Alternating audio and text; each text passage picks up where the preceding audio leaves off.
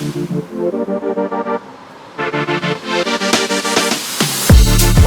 to Keep It Real with Ana and Avarie, our first edition of a regular weekly episode. Avery, we saw some great football this weekend. I mean, you can look at it in two different ways. Obviously, the first game wasn't so good, but 49ers, Eagles come out on top. And then Chiefs, your team, against Joey B and the Bengals. Chiefs finally take down Joe Burrow. I know. That was kind of crazy thinking about it as the game was going on, that literally we have this weird curse against them. Mm-hmm. And I was kind of having deja vu moments during that game. Yes. Yeah, just because like going in the second half, not having, really a lead and just just leaving points on the board, not having those two scores, or I guess it was the Pacheco run that got called back. Just going in the second half, like I wasn't feeling the momentum shifting in our I don't think any Chiefs fans were comfortable throughout the entire game. No. I mean, when you see Joe Burrow take the field with 2 minutes left, that's really scary to me for any fan. Here's what's weird, actually, is I was feeling not nervous when he went out with 2 minutes left. Really? I was not feeling nervous. I was like, Joey's got this in the bag. After the third down completion. Okay, fair. For some reason, the presence of Chris Jones was making me feel more comfortable. And also, I don't know, I think Tony Romo said it, that for some reason, this gave me a spark of energy that he felt like he left like 3 sacks on the field last year. Yes. And for him to feel like this was his like redemption game, and it was like their repeat game, like literally to a T, like, redemption. And I felt like he was having more of a presence. I'm like, I had this weird feeling. I had this weird feeling that he was going to get it done in that drive, like apply pressure. But I was feeling less confident when we came out of the locker room and went 0-3, like 3 and out, nothing going. Like I was like, oh crap. Like that's when I was like, okay, Bengals are going to come out. Now they're just like, they had the ball after that drive. Like that's the best we came up with out of the halftime. That's when I wasn't feeling great. Yeah, I think Chiefs fans were not too comfortable at that moment for sure. But the Chris Jones thing, I love. And once Tony Romo did say that in the broadcast, I was like, all right, it kind of makes sense. He's just been dominating this game. I mean, the defense really shined. And also that punt return as well from Sky Moore. Let me say something real fast. I'm going to say something. You said it the other day, and I get where you're coming from. Oh, no. I get where you're coming from. But now that I'm after this game, everyone's like, I've never wanted the Eagles to beat a team more. I've never been so upset with a the Chiefs haters. I'm so anti-Chiefs. I get it, because that was me as a kid and like growing up Patriots. I'm like, can we stop having the Patriots win? Like, can everything stop going their way? And I get it now because I'm on the other side of it. And it's just like the things that I think fans on the outside, if you're not paying attention, you don't know either, though. But like you were the other day, you're like, of course your Chiefs get it done. Like I get close to the end and then my Vikings choke or whatever it is. And I feel that pain because, like, let me just say something real fast. Like my childhood here, I pulled this up to like make a point. Like, let's say when I start remembering games, I'm probably 6, 7, that era where it was like, oh, we're not scheduling anything around Chiefs games. Like, oh, you need to run a few errands. We'll come back because the Chiefs are probably losing. We'll leave it on as we leave the house and see if anything miraculous happens. Like 4-12, 2-14, 4-12, 10-6, 7-9, 2-14. I mean, I remember. Right. And then Andy, Matt Castle, man, that guy was not it. No. And like then Andy Reid comes in 2013, 11-5, 9-7, 11-5, 12-4, 10-6, 12-4. And then we start winning playoff games. But I mean, divisional loss, wild card loss, conference championship loss. And then we win a Super Bowl, which is, or no. 3-0 wins in 2019. I guess that's what they're counting it. Okay, sure. But still, like, it was not a fun time growing up as a Chiefs fan. No. Right? So now I feel like as Kansas City fans, we are just relishing in the success because it's something that gives us a little bit more joy on a Sunday. Like every fan gets, I get it. So to also not only just be winning games, but to have the player that we have doing it, it's just, there's never a lack of fun. And it's just, there's a lot of passion in the city of Kansas City. You can't take it for granted. If you're a real Chiefs fan, you don't take it for granted. No. But I think as a general NFL fan, we do take it for granted when we see repeated success. Example, Tom Brady. Yes. Now Patrick Mahomes. Yeah. And what Patrick's done since coming into this league is absolutely ridiculous and makes me wonder his trajectory of his career if this keeps happening every single season. He keeps going back to the AFC Championship. Correct. And what I was going to say about this is we have rookies all over the field. Like, rookies were making plays on defense, right? Like, these aren't our guys that are getting paid the big bucks that have been here. Like, Veach had to go in and reconstruct contracts and had to let go of people. We got rid of it, Tyreek Hill, obviously, and we've got rookies out there making plays. Sky Moore was just muffing kicks, like just absolutely dropping balls. It was like he can't be back So when there. I said Sky Moore, this like triggered something in your head. This is a big deal because yesterday he's back there because we've got guys hurt now. Receivers are dropping like flies, and I know people across Kansas City were like, oh, shoot, here we go. And that kid redeemed himself. He earned the trust back of a lot of Kansas City fans last night. And I even saw a few tweets about it later that people were like, people aren't talking about this, but that one punt return, the fact he didn't drop it, like, yeah, that is a growth moment for that rookie. Like, that's a big deal. So there was little pieces about that game that, yeah, you can talk about the fouls and the penalties and the things that weren't being called and the holding and all those things, whatever. But like, there was a lot of things that were showing up that it was, yes, Mahomes played the way he did to adapt his game because he wasn't going to be able to run. He wasn't that mobile. Like, he wasn't making crazy plays. Yeah. He was doing the things he had to be consistent in certain aspects.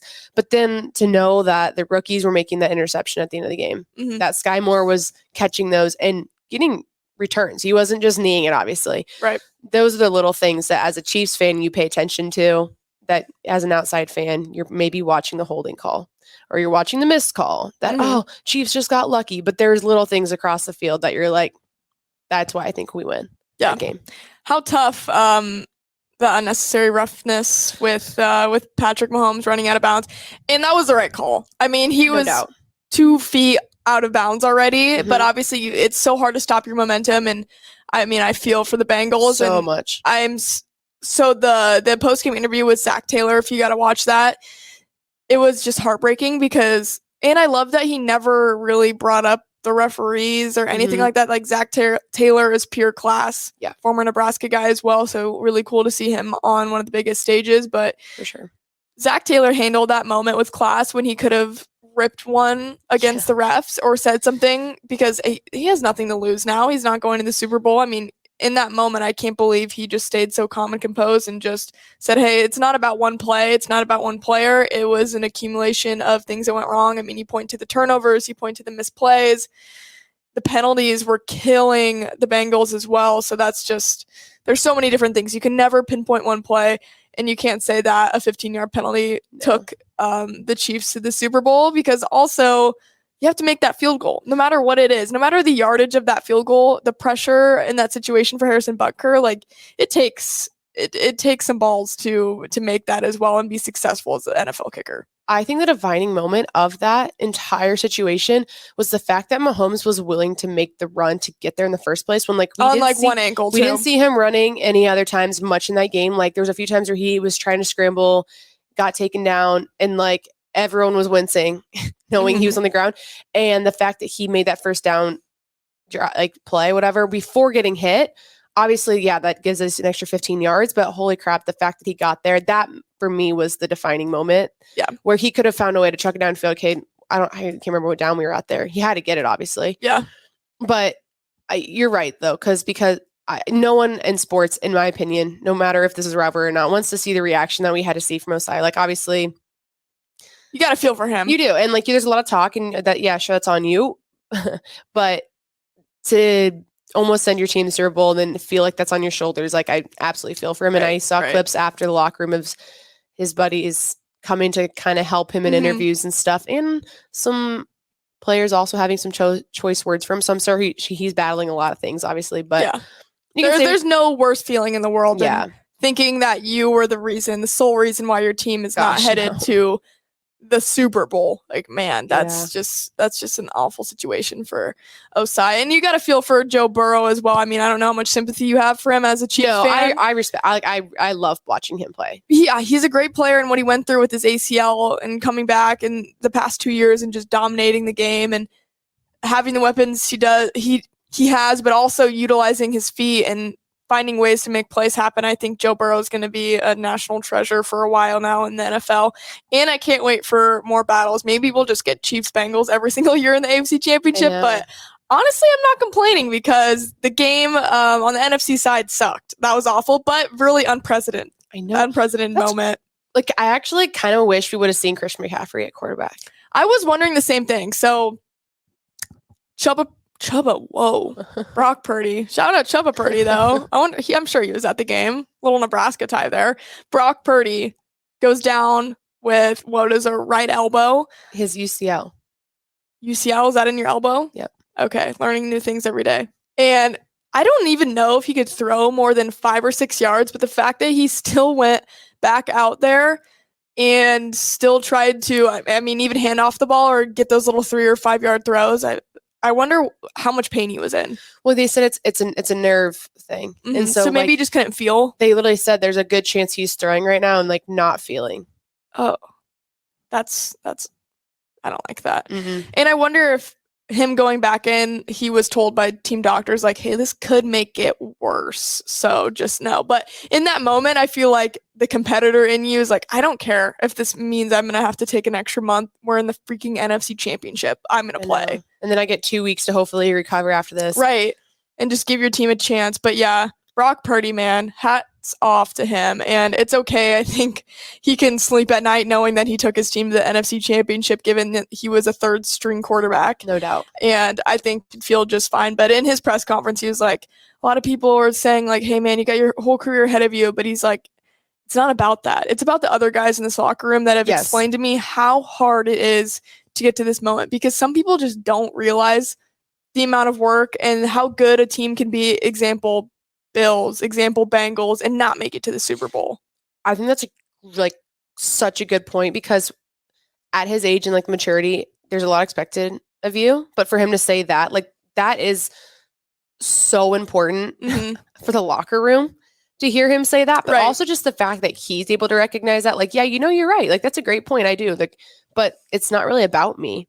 At the end of the day, it actually really isn't. Seriously, one of the most unselfish guys I've ever heard talk. Yeah. And I mean, Patrick too, when you think about his post-game interview, he's praising God. And then Travis Kelce comes in and he's like, Burrowhead, and I wonder if CBS is going to get fined for that. I'm not sure. Well, they replayed it plenty of times this morning on SportsCenter and stuff. Yeah, so they must, that word must be okay then. Yeah, and NFL tweeted it last night. I saw that. So here's my thing is, like, Travis Kelce is just like a free market, like, marketing tool, like free marketing tool. Yeah. Like, t-shirt companies across the country are like freaking out right now. Had my ass on every t-shirt in Kansas City. Everything. But like the minute that microphone goes near him, it's just like, here we go.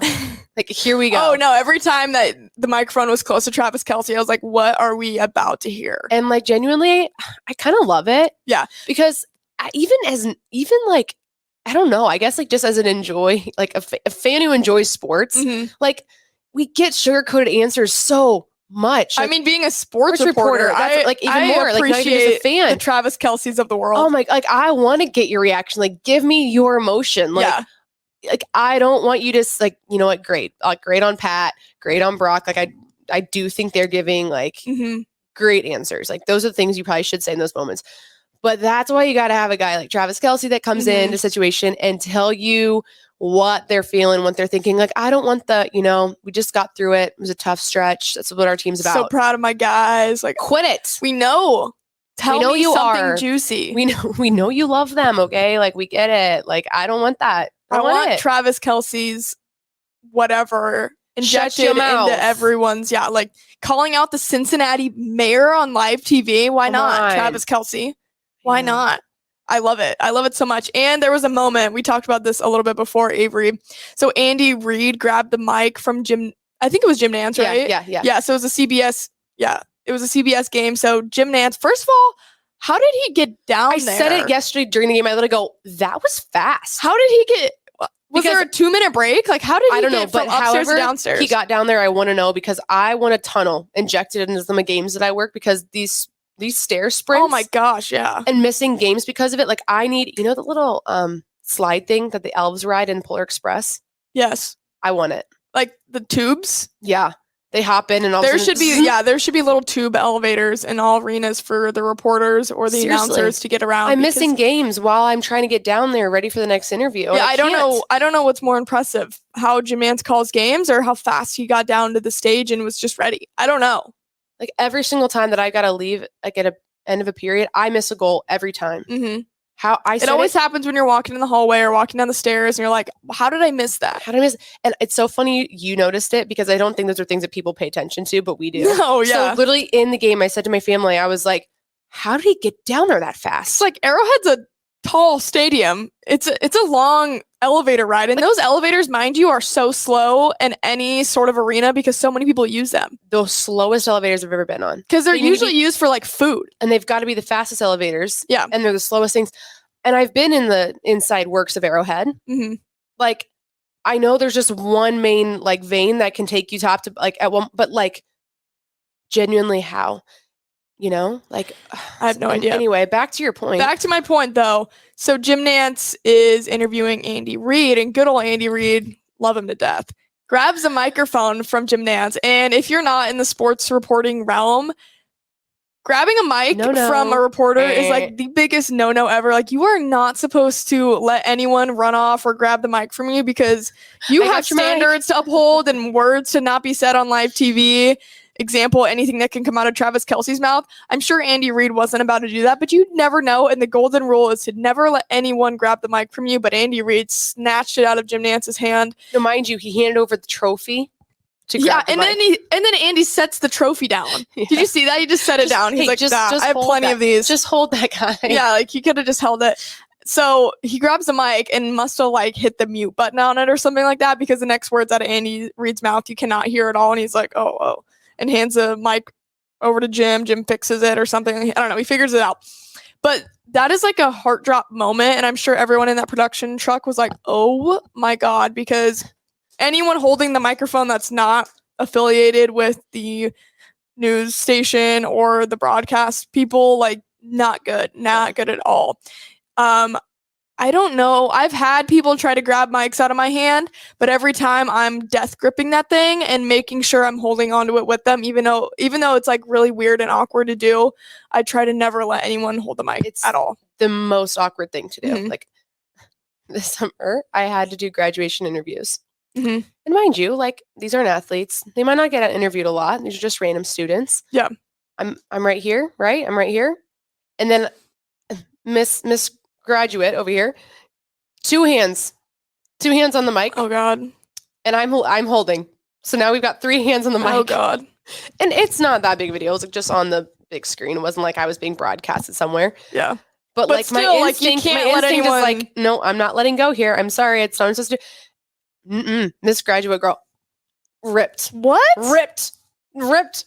So here I am on big screen, me holding. We've got 3 hands on this mic stick. 3 hands on the mic stick. And then they can't even all fit on there. No, and so now we've got me and her side by side. Like fighting over this microphone. I'm just trying to... we're not trying to be rude. We have to hold on to the microphone. And I'm just trying to be like, what made you choose Omaha? What was your best... She just pulling it. No, so the next one... What do you want to do, girl? Sing? We can't have that happen. I know. So the next one, she gives me back the mic to ask the question. So this time I try to like give it a little distance, yeah. I'm not gonna like no. Instead of 2 hands, we did 1. So we did a double hold this time. Why do you feel the need to grab the mic? Like we can hear you. So I did kind of give up on that one because I was like, I'm not on, this isn't being broadcasted. I'm just on the big screen. And now all these parents are like, what's going on? But anyway, so awkward. Mm-hmm. But the thing that Matt Schick said was the best part about it, I think, actually, in his tweet.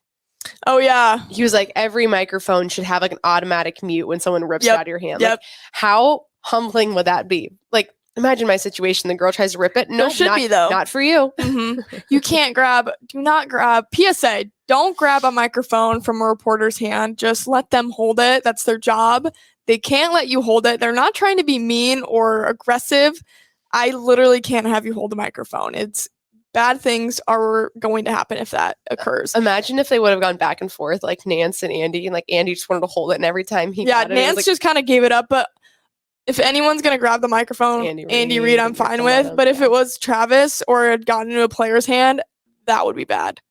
So I feel like Travis has definitely done that, though. Like, I feel like I've watched that before. Yeah, probably. I mean, he is so outspoken, but love him for that. And more players take notes on how Travis Kelce. Could you imagine speaks. if your post game, like right now, like you're telling me that Travis tries to rip it out of your hands, and you're like, Travis, no. I don't know if I could physically hold the microphone from Travis Kelce if he was trying to grab it, but I would try my best. I would try my best, honestly, because you and Travis holding the same mic, that could be your claim to fame. Yeah, or just fighting over it. Any other funny reporting stories? I've got a couple in mind that just stick out. Go ahead. This is funny. One time I was doing a live report at a pole vault event in the Capital District. Yeah. And so we had the winners, like the high school winners, come up and do a super quick interview. It was like the first time we tried it. And it was going over the loudspeakers of the whole like Capital District courtyard thing. And it's outdoors, mind you, as well. So like a lot of people can hear this. And I asked the girl, how does it feel knowing that you're the champion here? What does it mean to you? Something like that. And she literally didn't say anything. Like, stage fright, didn't say anything, just looked at me.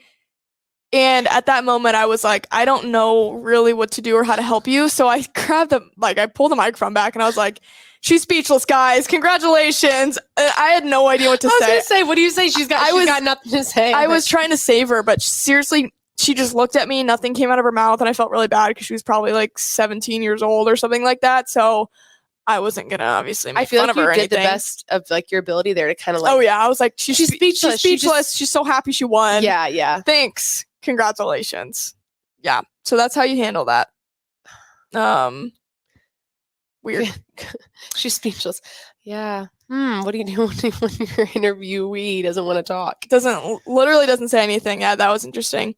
Another funny experience that actually recently happened to me at the first and second rounds for NCAA volleyball. So Auburn Tigers were playing the Houston Cougars, and Auburn like always brings their mascot everywhere. Abby, do you know Abby? Yeah, I know what he looks like. Okay, yeah, the tiger, the mascot. I don't personally know. You don't know Abby? Okay, well, I know Abby. We've gotten You don't close. know Abby like I know Abby. So Abby, the Auburn Tiger mascot, was at the championships cheering on his Tiger team like he should be. But when I was doing one of my hits live on ESPN Plus, he was like dancing and waving and mimicking me. Behind you. No, in front of me. Oh. So only I could see him. And I was so distracted that I forgot basically anything that I was saying. Did you turn your report about Abby instead? No, I couldn't. Oh. I couldn't remember anything because Abby was like hypnotizing me with everything he had going on. And that was like one of the worst hits I've ever done in my life because of Abby the Tiger. Did you yell at Abby after? I didn't yell at him after. Well, I went up to him afterwards and I was like, dude, that was bad. And he didn't say anything because he's a freaking mascot, but I was joking with him afterwards. And like what's funny is all the cheerleaders were lined up right next to him, completely watching, probably heard me just completely mess up that hit. It was awful. What were they coming to you for? Like, do you remember in the moment? I don't even know. It was just something. I think it was something about what the coach had said prior to the game. Coach said Abby the Tiger sucks. I'm surprised they didn't say Abby the Tiger. And before I was like, oh, this stupid tiger keeps staring at me. Like, I can't do this. Yep, he messed me up. But that's on me. I need to have a better mental game, I guess. Can't let tigers mess up my live hits. That was bad. But yeah, interesting reporting stories. So I could probably go on and if I really think about anything that's happened. Another interesting thing Avery wanted to bring up was interactions with people once they find out that you're a sports reporter or you're a girl that's interested in sports. Sometimes when I'm at bars and the first question people usually ask is like, oh, what do you do? Or whatever. It's just a good icebreaker, I guess. First of all, let's pause right there. If I'm not interested in the conversation and I'm with my friends, don't. Yeah, don't ask. Because I don't want to talk about what I do right now. As much as I will, I don't want to right now. Yeah, like I'm hanging out with my friends. If you come up and tap me on the shoulder and start the conversation, no.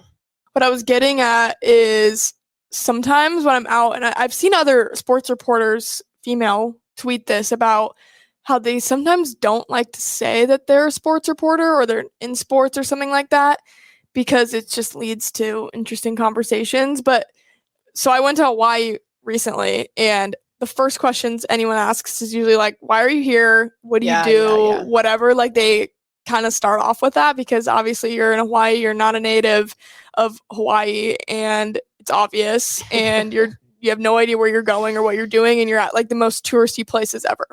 So people would come up and ask, like, what do you do? Where are you from? From Nebraska. I'm a sports reporter. And like every single time I was in a group and said that, it's usually with my sister and my cousin who went on the trip with me, and they were pretty much always with me at when we went out and everything. And they would just roll their eyes every time because every guy that came up and asked me that, they're like, "Here we go." And I will talk to you about my job, and I will answer your questions. Sure. But sometimes it is annoying. Like I just want to say, I'm an accountant or I'm a banker. I just want like a job where it's like cut and dry, and you don't have a question about it. And that's cool. I need to think of examples that I can give people so they don't ask questions, because once I say sports reporter, they're like, I like this team, or I played on this Division II team in 2013. Do you know about it? Or some like random things. And I've gotten into some good but some annoying conversations. So I might just start saying I'm an accountant, which is beyond anything I could do. But no offense to accountants out there. I can't do your job, but it sounds a lot less interesting than sometimes what we do. And people just have questions. People don't ask. Which is fine. It's just, I'm going to start saying like boring things. It's not the time and the place, Yeah, I don't know. I try not to even say that, because literally every time my cousin and my sister were like, oh my God. The next time we're out together, we should do that trend where it's like you give like fake details about each other. Yes. We should do that. Yeah, just keep people on their toes. Yeah. Now I'm not a sports reporter. I'm actually like a pilot. But people would have more questions. See, then and we can't be doing that. But or like that'd be fun next time. I think no sports at all. I saw someone tweet and they're like, I just tell everyone I'm a cashier. Even though I think it was Sarah Langs, or I don't remember. It was someone. It was a sports personality, and she's like, every single time I just say I'm a cashier, no one has any follow-up questions. That's like, funny. That's a good one. I don't think I've ever even heard many questions. I've never even heard someone be like, I'm a cashier. Yeah, like I want to say something, no follow-up questions. Yeah, because the conversation's over. What does someone say to that after? Like, where? And then that what? Yeah, then like Kmart. What? Like no one's gonna ask. Kmart was the first thing that came to mind for you. Are those still open? I don't know. The problem for me is like usually I try to be like nice and entertain the conversation enough so it doesn't look like I'm totally not interested in having conversation. Because also when you're in a bar, like you have to scream into the person's ear, and it's just not the time and the place for that. Anyway, another pet peeve, having to literally scream in someone's ear. And then I'm basically trying to all their questions that they have. Yeah, like move away from you and go back to my friends so I don't have to have this conversation. And it's not like, I don't know. Anyway, the part is when the hard part when you get into sports and then someone does say something that kind of triggers you. And I don't mean like towards you, but like a team factor, like they figure out who your team is and then they start like throwing jabs or whatever. You're like, well, now I'm just going to let them get away with that. Yeah. Or like that's true. So now you're actually going down this road that you like didn't really want to, but you're like, I'm just going to let you. I can't not say anything. Like if someone was like, Kirk Cousins sucks, I would I would have to come out of my shell, be like, actually, I'm not a cashier. I'm a sports reporter. Take that back right now. Pause. Well, like I told you, I literally texted you when it happened like a few weeks ago. This guy did this to me. Like I'm with my friends, but NDSU was on the TV, and like NDSU was in our conference, not for football, for their sports, and they're just good at, Summit League. Yeah, FCS. And so I'm watching and the highlights. Guy starts the conversation by like, why are you watching NDSU highlights? And I was like, well, I genuinely just curious how they did. And gets into this conversation about how he's a Bengals fan. I'm like, oh, that's unfortunate is what I said. And like, I kind of like was hoping maybe I'd probably clearly hopefully that would end the conversation. Yeah, I'm like, oh, okay, screw this girl. And then he finds out I'm a Chiefs fan. So now he's like, well, that's funny you say that, because at the time, like Joe Burrow's never beat Patrick Mahomes. Burrowhead. Yeah. Anyway, so he's like, well, why are you so interested? And I was like, well, it's kind of my job, basically. And then he's like, really? This is interesting. I've never had this twist before. He's like, which reporters do you like to follow? And I now the guy's actually asking questions, and I'm like, So you're like, shit, now I actually have can't to act like an answer. idiot. Yeah. Because now or I could have just like ran away, but technically I was sitting in my spot. I'm not going to move. Anyway, so he says, oh, like, you like Aaron and Chris, and those weren't the first two that I named, but they were in my list. And he's like, personally, I think Chris is better than Aaron. And I said, I think they do two different jobs. And also, by the way, they're best friends. He goes, yeah, do you listen to their podcast? And I was You have no idea, dude. I was like, calm down. Literally calm down moment there. But at that point, guy. like, we could have had a conversation, but for some reason it made me laugh to think that this guy was listening to Aaron Chris's whatever. That's hilarious. I also thought he presented a very interesting idea there. I was like, they do two different things. You can't compare someone who does a hosting job versus a sideline reporting. That is the most opposite thing you could possibly think of. So I didn't know if he was stretching or if like that's something he actually believed, but I thought it was very interesting. And I texted Anna like instantly. Like, I think I even used texting you as an excuse potentially. I think I was like, I'm always here. Pause. I need to text my friend real quick. But actually, we love Aaron and Chris's podcast and like inspired this podcast. Like, they're just so cool. Yeah. So when he said that too, I was like, you will not offend my friend. Yeah, you can't compare Aaron and Chris. I hate when people compare anybody in the sports industry. I mean, in general, we talked about it in the last episode or sports chat, in our sports chat, and I heard at sports chat. And it's just unfair. And especially you don't want to compare women to women. I mean, yeah, it's just different. And it's also just like not cool. If you were a true fan of these people like you say you are, they're best friends. Right. They're not competing against each other. And I know you're not telling them to their face, but like, it's just, it's a weird vibe. You don't compare. It's just not necessary at all whatsoever.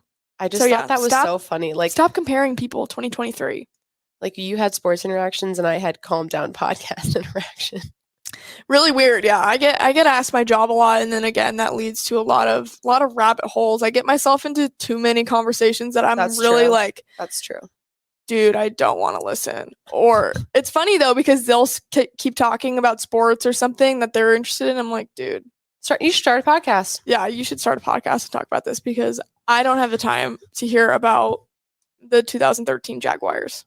But love that you're a fan. Love that for you. I'm glad that my career was allowed you to get that out. There actually was this really nice guy that we met in Hawaii from Minnesota. And of course, it's the small connections that really screw you. Yes, but he was a super nice dude. And we talked about the Vikings forever. And he literally called his son afterwards and talked about our interaction. And it was funny because like I'm sitting like right next to him and I can hear him talking on his phone to his son, who's a huge Vikings fan too. He's like, yeah, I talked to this girl. She's a sports reporter. She does this, blah, blah, blah, blah. And I sent him the links to my interview with Jared Allen and my interview with Harrison Phillips. And I was like, you should tell your son to watch these if he's a big Vikings fan. And this is like what I've done. Shameless plug. He thought, yeah, oh my God, yeah. Just plug yourself every time. If they're talking to you, you have to follow me now.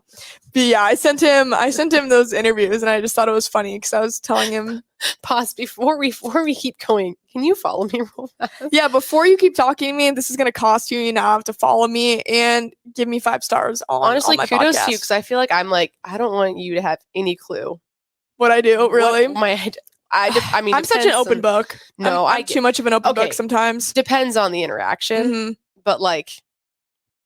You were like, here's my name. Here's my location. Literally, though. I mean, this guy knows everything. I trusted him, though. He's a good guy. He was literally, like, married with 3 kids or something. Like, he was cool. It depends on the interaction. Yeah, it depends on who you're talking to. Be careful, guys. Don't give your information out. But I literally just texted him the links. He's never followed up since, so wonder if you watched them or not. But sometimes you just never know. But that's okay. And that's why we do this podcast. Keep it real with you. Yeah. Averie, what an episode. For real. Amazing. Wow. Deep breath after this one.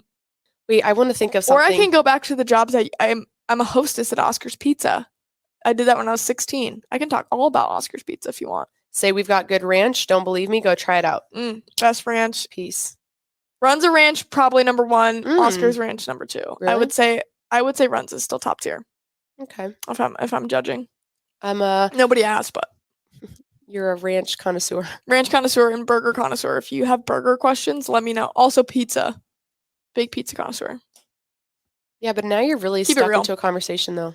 Like, now people are going to tell you that ranch doesn't belong on things, and now you're really stuck. Yeah. We did that TikTok about ranch, and everyone was like, oh my God, Nebraskans act like they invented ranch. A personality trait. I'm pretty sure Hidden Valley was actually invented by a Nebraskan.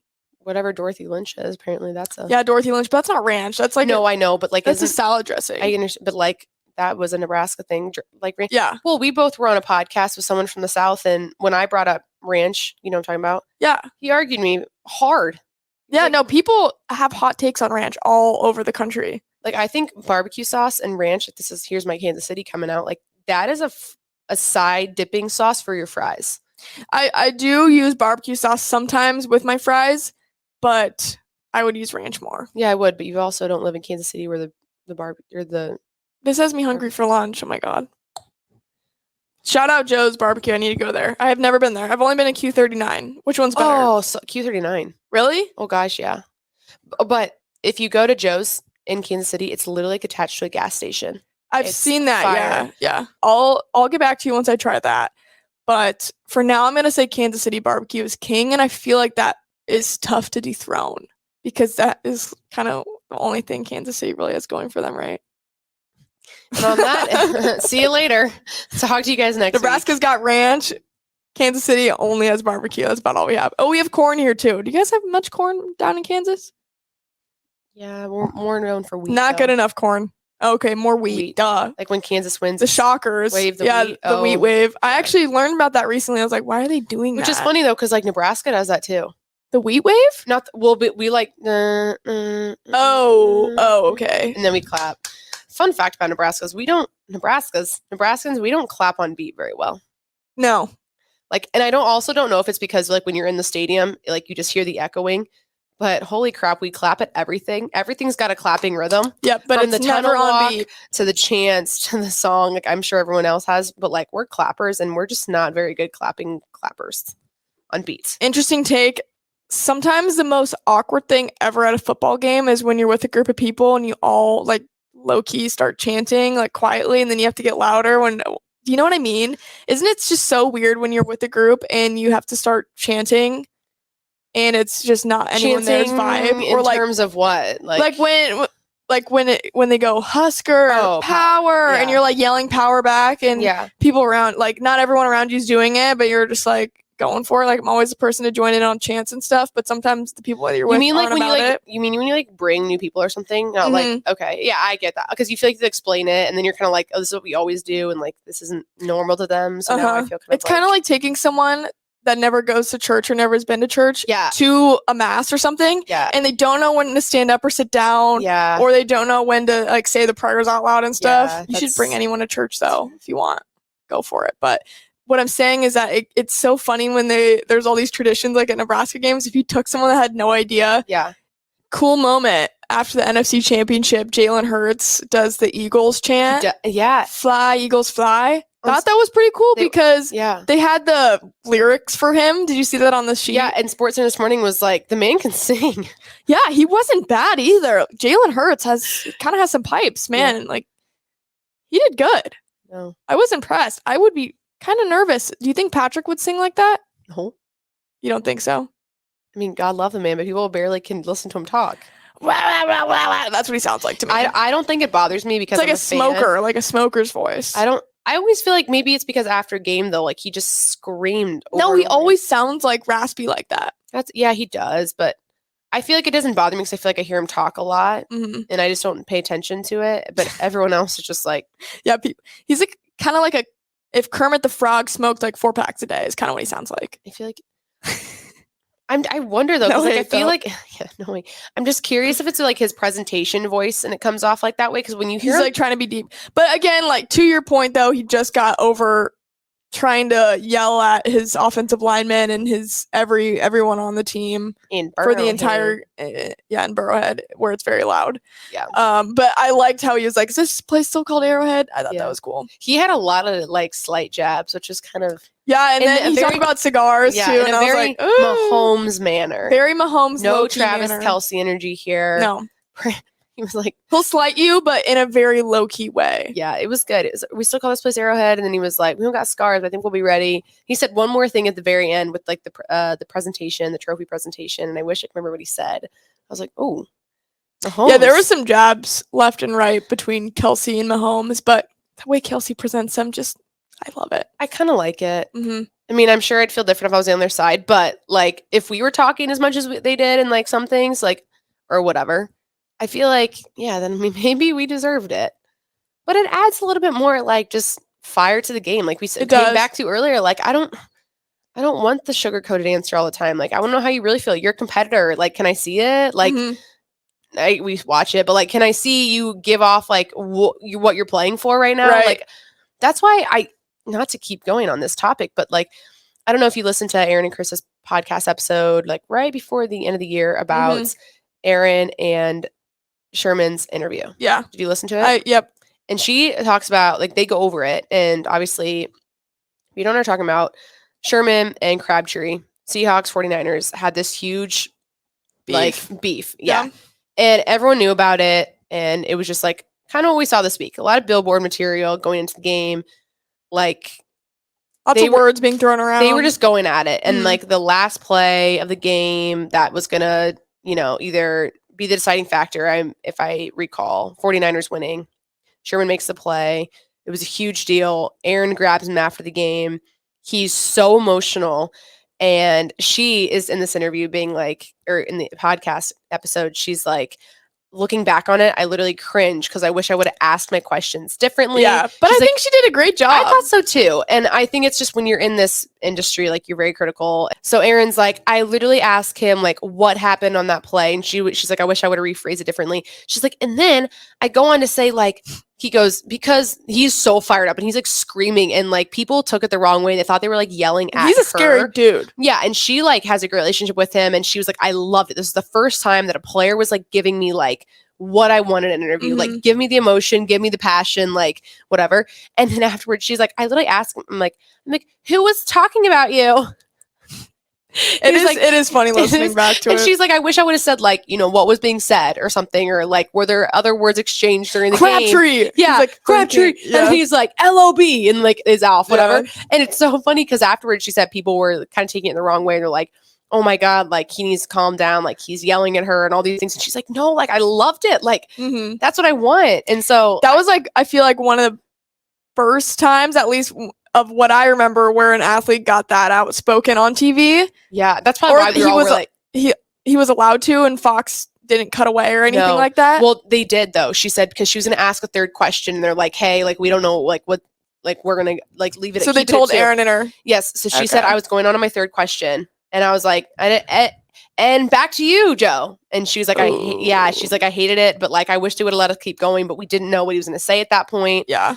But it's funny. I feel like if that happened yesterday, they would have just left it and kept going. Had to have. I mean, feel like Kelce literally said, my ass on TV. So I know.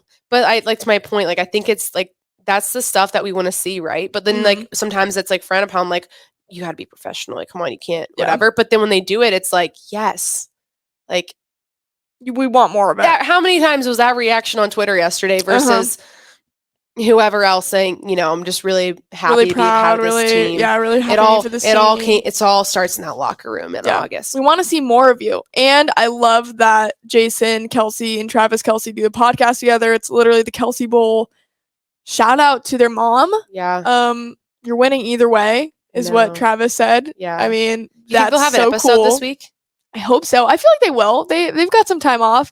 And also, just the fact that they've been that outspoken in their podcast and get all these guests on and stuff like that, I think it opens a lot of doors for other athletes to be like, you know what? I can show a little bit more of myself. I can be a little bit more vulnerable because Jason and Travis are doing it and they're making probably lots of money doing it, and not like they need it, but still they're making extra dough off of it for sure, for sponsorships and for all the listens that they get. So it's like, if you're an athlete, you might be thinking a little bit more about getting into the podcast game. First brothers face each other ever. Little sugar. Little sugar. To the Super Bowl. Well, guys, that's Keep It Real with Ana and Avarie. See ya. We appreciate you listening. A Hurrdat Sports Network production.